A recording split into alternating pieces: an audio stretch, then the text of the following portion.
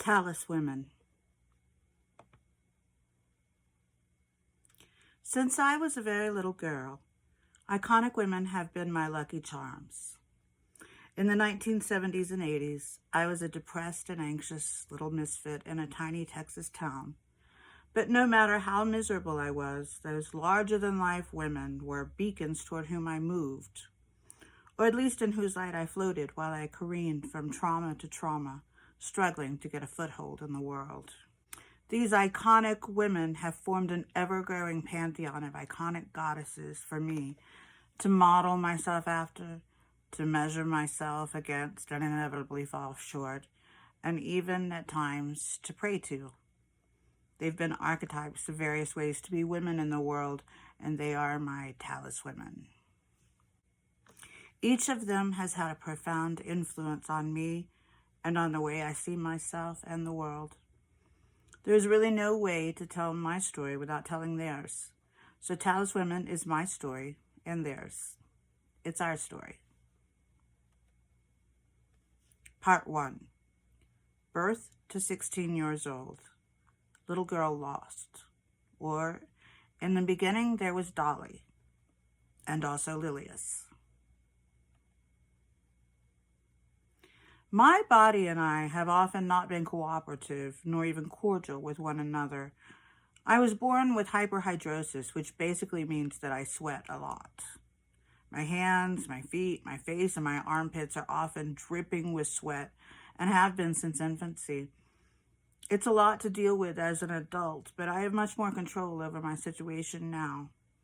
As a child, I was forever being forced to hold hands with some brat who would pull away from me in horror, shrieking about how juicy I was.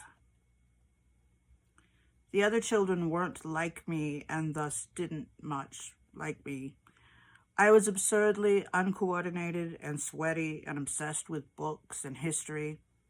I didn't understand why other kids were so loud and uninhibited, and I would express that to them, which of course doubled their dislike for me.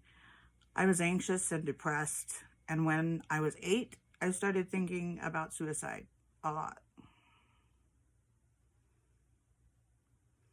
I can't recall a time when these two women, Dolly Parton and Lilias Folan, weren't large looming archetypes in my imagination. Each was an avatar for womanhood and its possibilities long before I came into full consciousness. I held each dear in a way that befitted what she meant to me. In retrospect, I can see that this pairing is indicative of a dichotomy that would remain throughout my formative years and well beyond.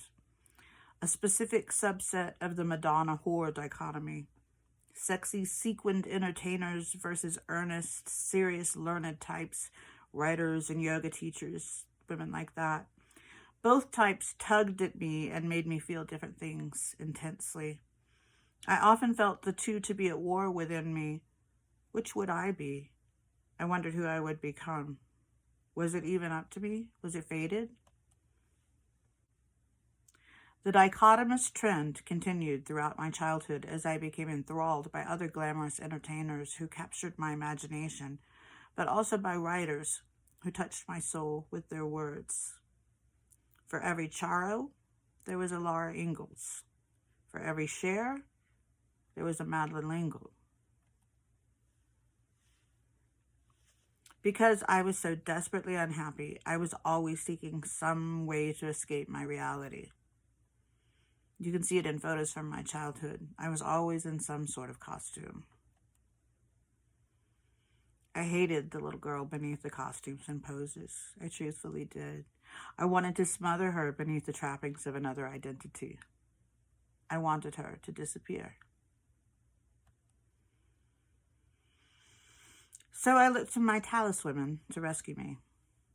Sometimes I even prayed that one of my Taliswomen would somehow possess me. I wanted to live life as one of them. I wanted an escape from being sad, clumsy, sweaty little me. These three, Olivia Newton-John, Brooke Shields, and Lady Diana, had special significance when I was very little. They were magic to me.